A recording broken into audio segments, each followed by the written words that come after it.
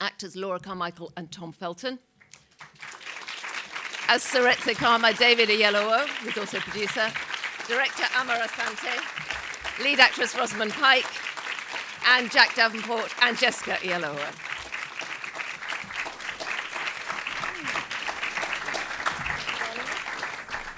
Well, welcome to you all, and congratulations on a magnificent film. David, if I can start with you, because this project does start with you, indeed. And it wasn't, it was something you'd had in mind for quite a while. It wasn't an easy project to get off the ground.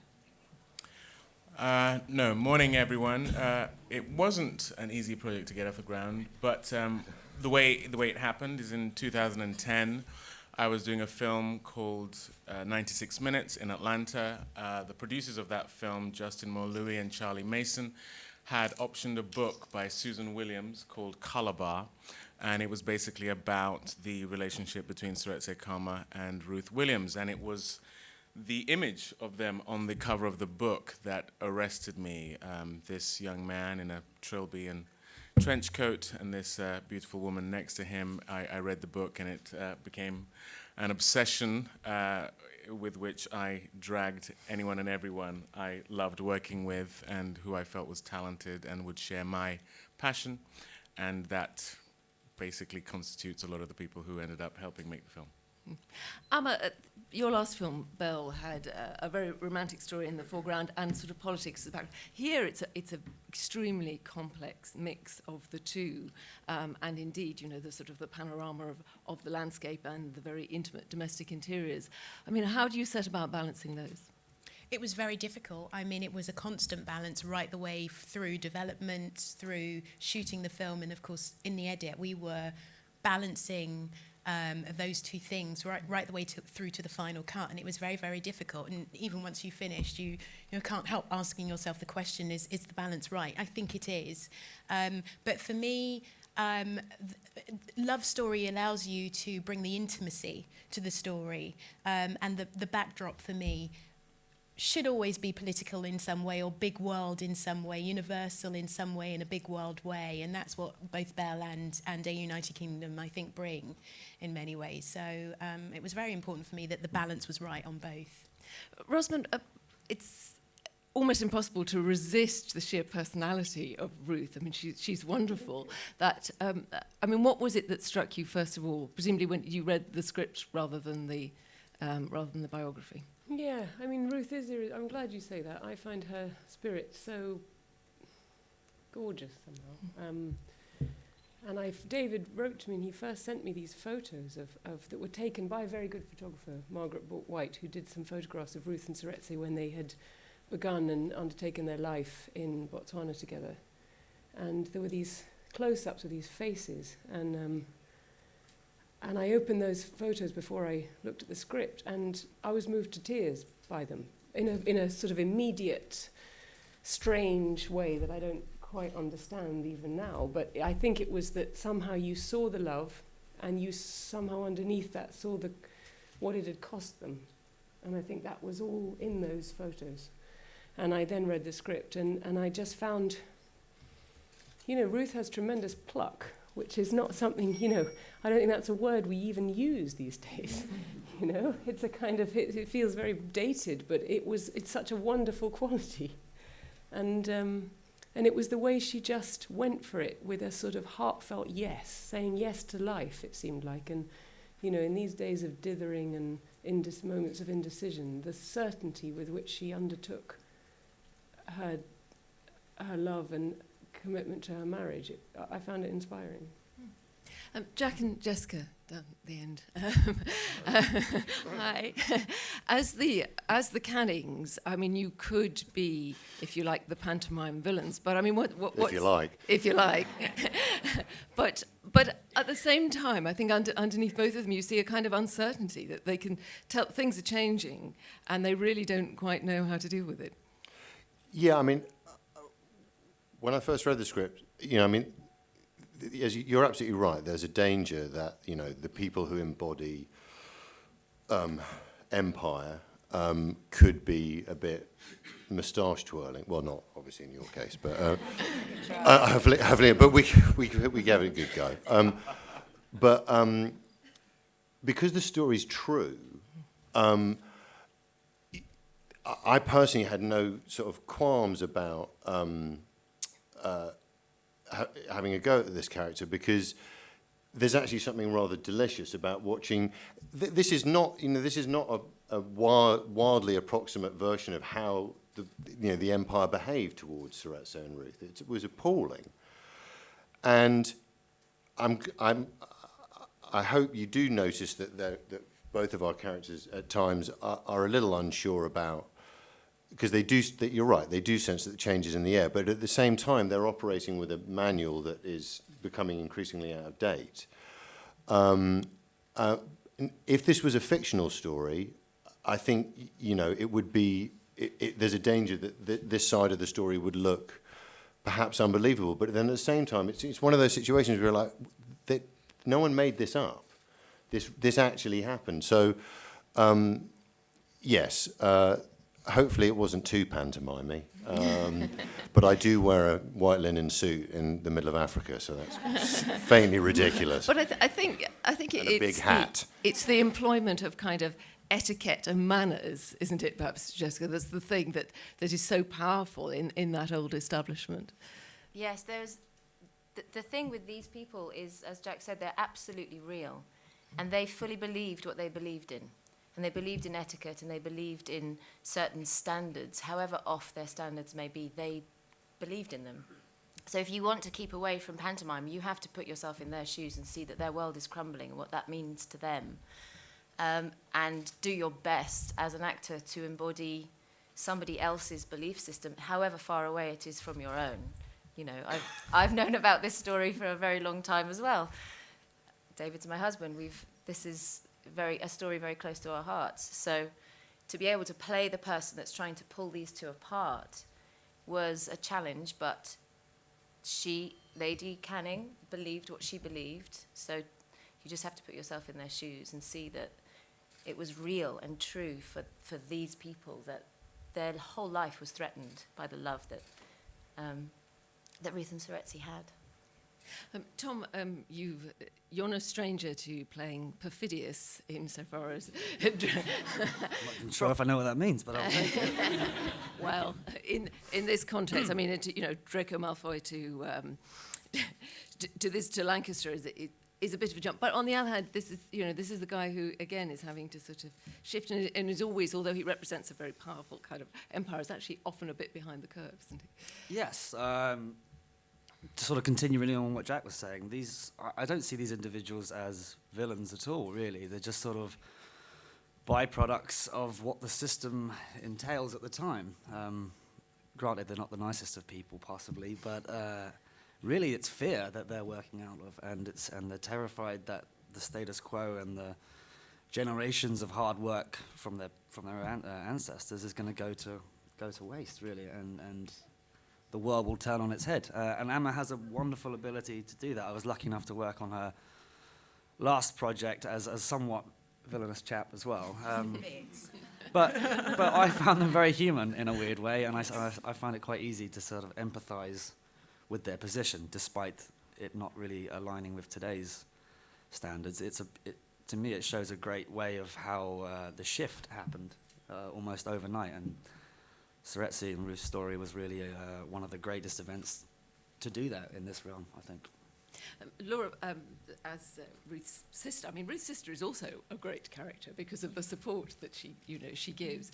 But I suppose, I mean, you again have played a lot of period dramas and looked at the kind of social customs and things of the day. Were there things that surprised you about this period, the sort of late 40s period, about what was permissible and what wasn't? Well, I was talking to my friend about it earlier today, actually, that there's something about these women that reminds me of my grandmother. I think that women who lived through the war have this sort of bravery that surprised their parents, and that's what you see with Ruth and her ability to love and to think of what might befall later. And for Muriel, she's a bit more nervous and a bit more straight-laced, but she adores her sister and she adores Seretse, and despite her concerns, wants the best for her sister, and so goes through that with her, I think. Hello. Hi, it's Alistair Harkness from The Scotsman. It's a question for Amma and David, I guess.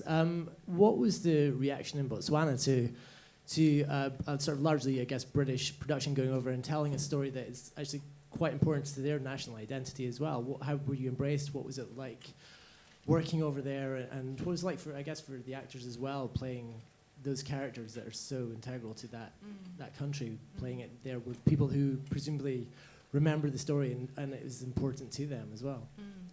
Well, I think from my point of view, I think it was probably comforting to them that the story was going to be told through the gaze of a woman of colour who looked like them, and so that helped. Everything I got during the research period, pre-production period, and then when we were filming was that this was a story that they knew was a great story, but was an untold story, and a story that most of the world didn't know about today. And so from most of what I got was a kind of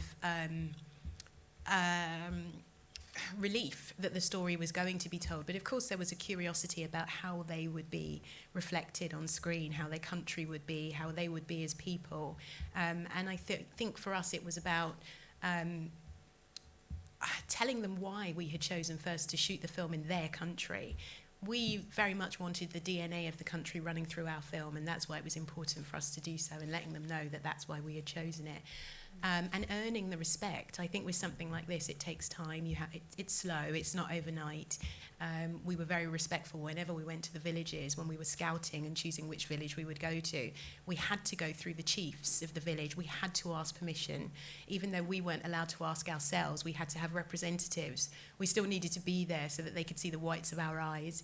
And so it was showing respect throughout all of the steps that we took constantly. And I can let David pick it up from there, I guess.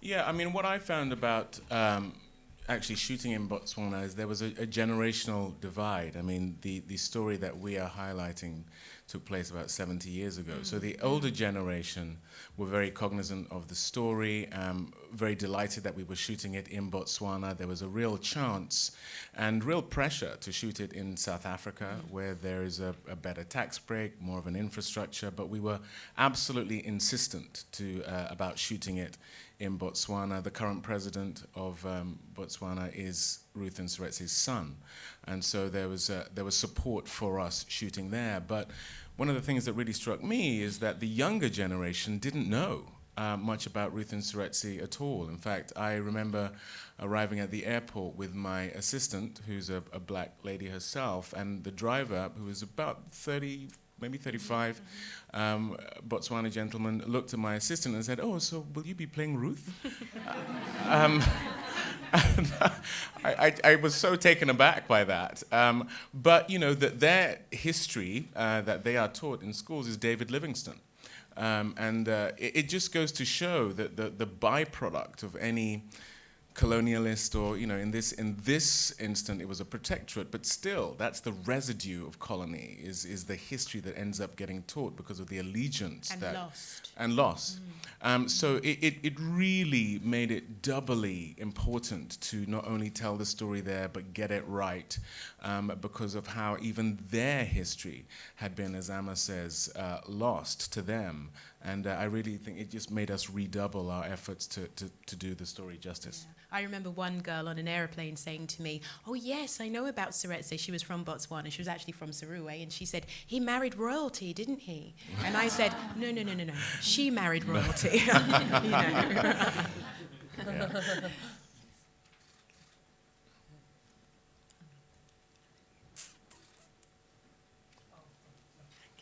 Good afternoon, everyone. My name's Dean Pettifer, and I'm from UK Film Review. My question is for everybody.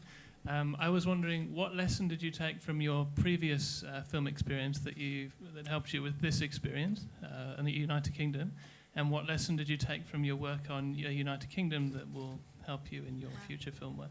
That is a big question. For everyone. In very high temperatures, if you have to wear a huge hat, let someone else carry it till the last moment. Basically. That's it.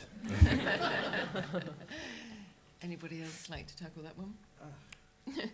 Heat probably has a lot to do with it. I mean, the heat in Botswana was scorching. It was the sort of heat that winds you as you get out of any air conditioning. You know, your eyes sort of stew in the boiling juices of your eyes, and if you bite into a piece of fruit, it's hot. And it's the strange things. And then I've just been filming in the heat again and thought, I'm prepared for this now.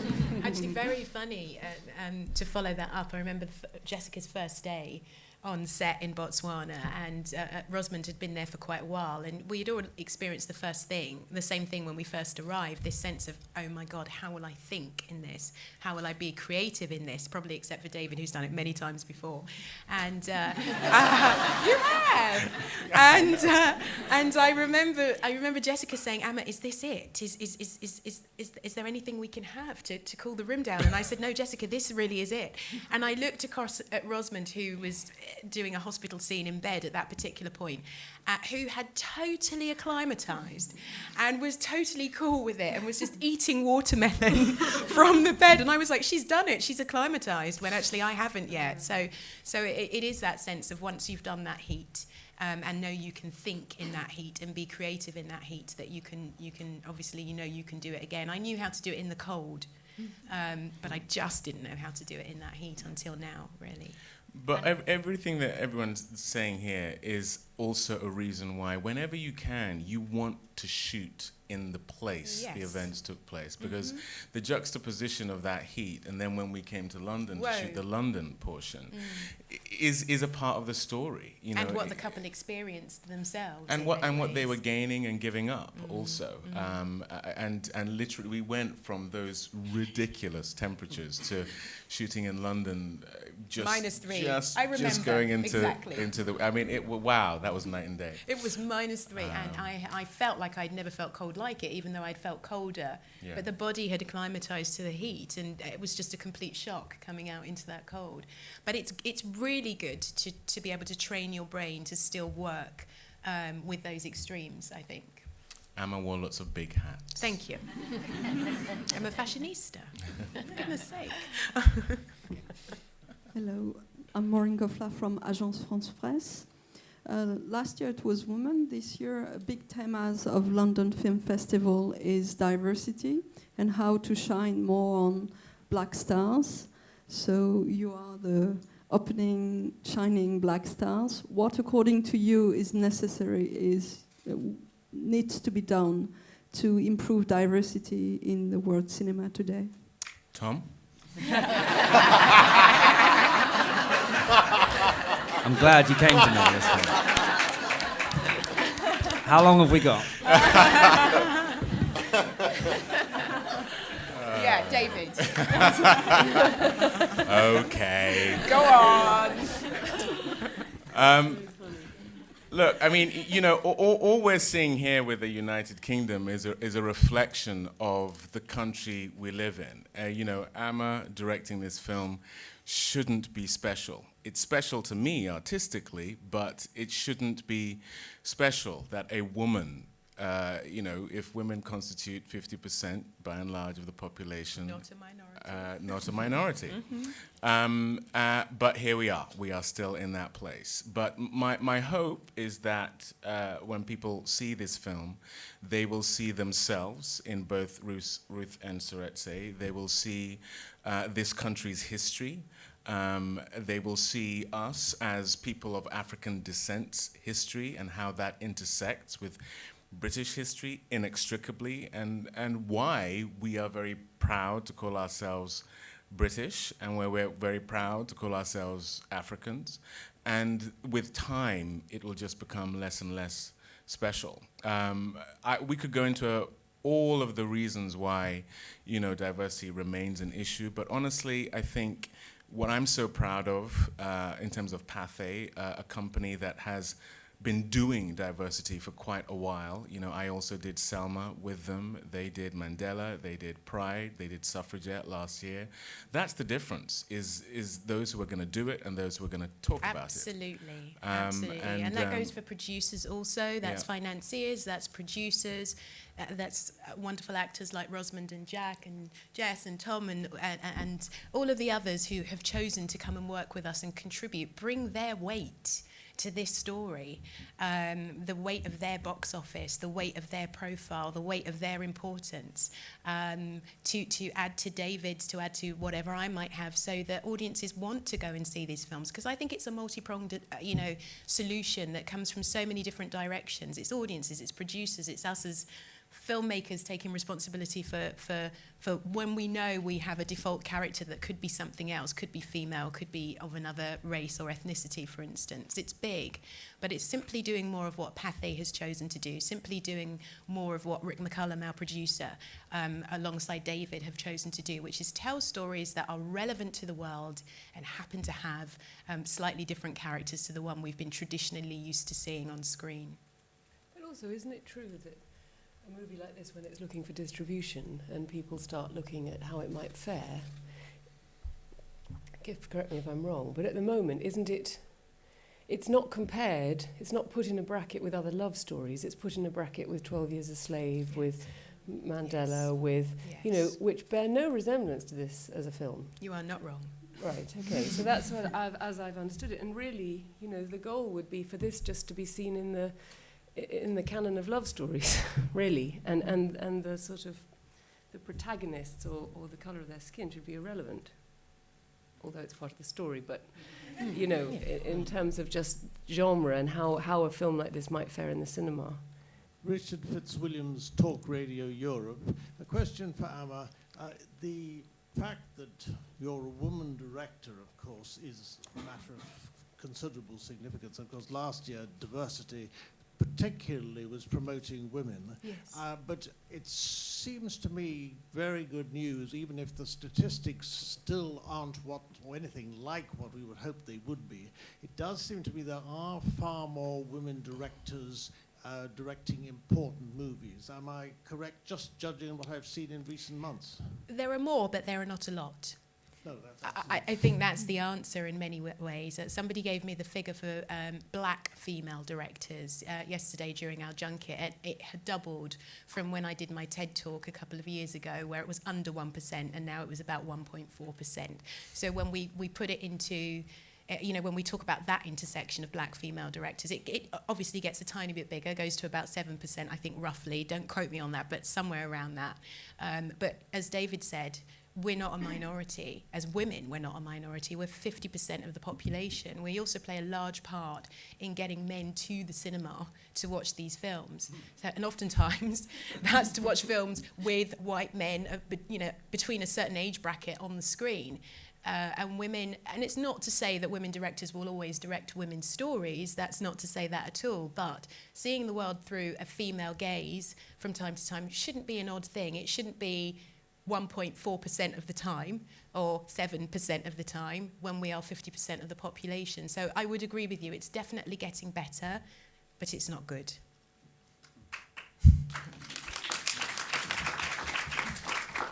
Okay, next question. Yes. The microphone just coming. Hi. Oh, is that, yeah. Hi, it's Faria from The Times. It's a question for Amma. You said just a short while ago that it's about telling stories, or sort of diversity, if you will. Is about telling stories with characters that are different to the ones we're used to seeing on screen. I was wondering, what did you mean by that? Could you expand on that? Well, I don't think it's... I think we all know that oftentimes when we go to the cinema, the majority of films that are on in the cinema happen to be about men, happen to be about white men, and they happen to be within a particular age bracket. And when we talk about diversity on screen, obviously that's what we're challenging. We're not saying we want to stop those films being made or get rid of them. We're simply saying that there are other realities that are also a default experience. I walk a female path every day. I see the world through these female eyes, and that's my default experience. And I know, as I've just said, that there are 50% of other human beings in this country who walk a similar path to that. So it's not about removing what's already there, it's about allowing the space for others to join and have the same privilege. Okay. Yes, at the back. It's Melissa from Red Carpet News TV. My question's for Rosamund and David. Obviously, this is a really powerful film, and you guys share some really emotional scenes. But also, you managed to keep it quite lighthearted. You've got this nice lighthearted atmosphere between you two. How was that balancing that on set to maintain that atmosphere? That's really a question for Amma, isn't it? Okay, all three of you. It's a dynamic, isn't it? Yeah, I mean, I think that's something you can't really legislate for, how well you'll get on, especially in playing a husband and wife. I've got to be so careful. My wife's at the other end of the...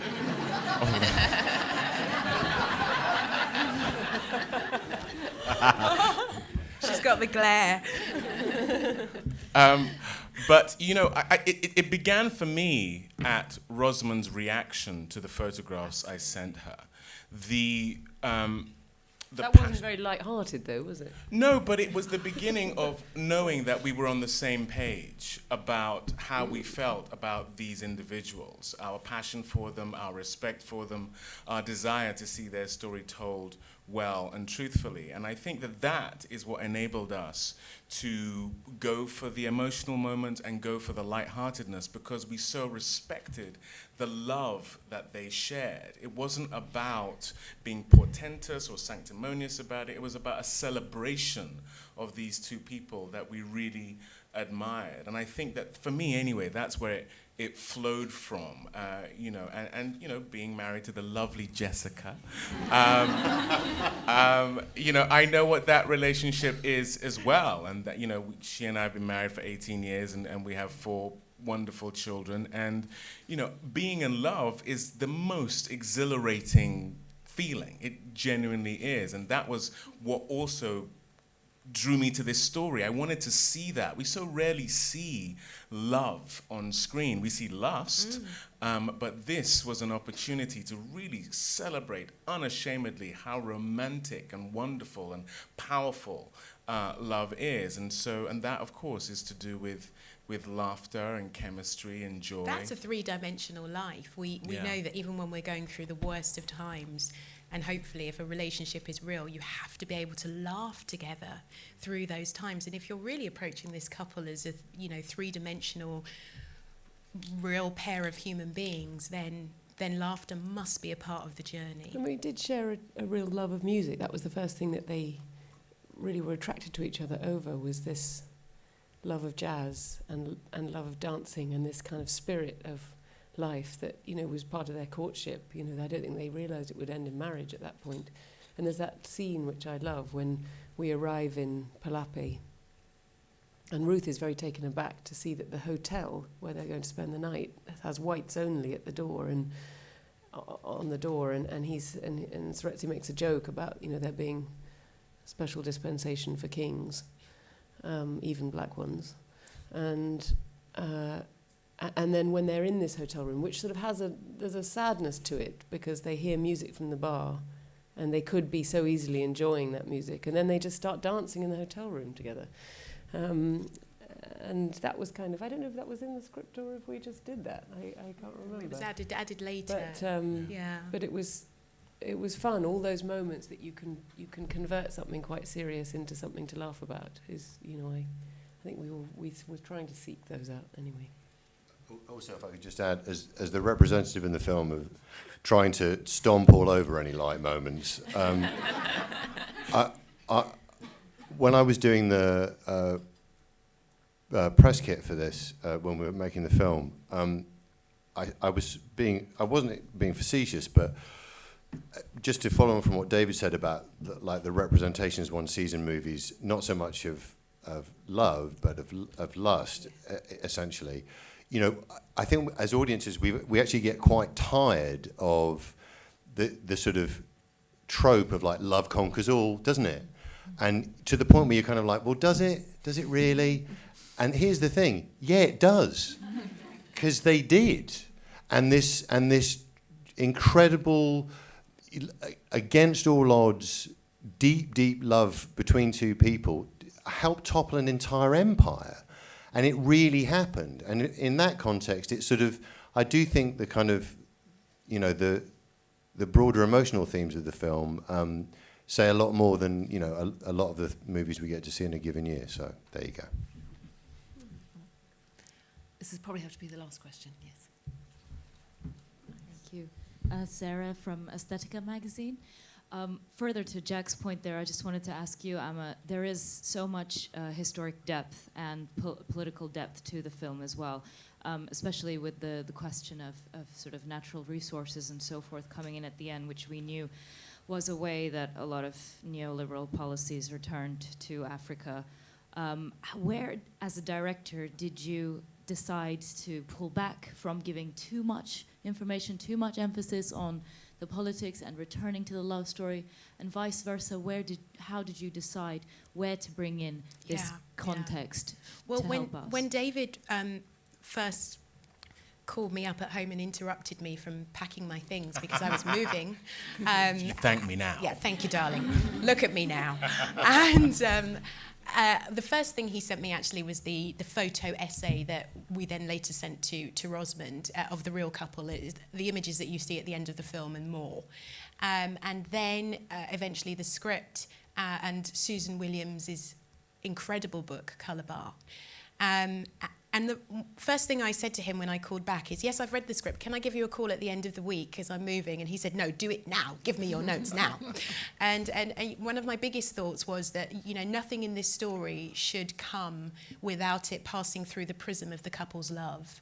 So, for instance, when you have Attlee talking in Parliament, in the corridors, and explaining his predicament, Prime Minister Attlee, you know, he talks about all of his reasons for why he cannot let that couple set foot on Africa and sleep in the same bed together. So even when they're not in the scene, it's very important that it comes through the prism of this couple's love.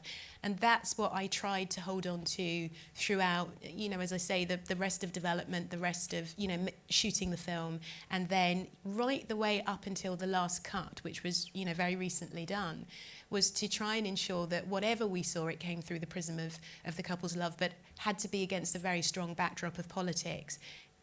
Susan Williams' book was so dense that I could only read about 18 pages a day because there was so much to absorb and take in. But I think it was very interesting in terms of the way that it balanced the love story and the politics and all of the information that it gave us. And that helped Guy with the script. That then helped me later on in terms of making the film. So it was very important to try and sort of stay true to that in some way, but stay true to my belief that if you are telling a story about love, it shouldn't just be about romantic love. This is also about paternal love. It's about a man's love for his country and his people, and the woman that he has fallen in love with his country. So that the love is layered and there are different types of love, but ensuring that everything comes through the prism of one of those types of love. Well, thank you very much for your questions. I'm going to ask you now, please, just to stay in your seats while we leave the platform. But would you please, while you're doing that, thank Laura, Tom, David, Amma, Rosamund, Jack and Jessica. Thank you. Ladies and gentlemen, you're watching Hey You Guys! Hey You Guys, huh? Hey You Guys. Is that from the Goonies? It is indeed, yes. Nice. Hey!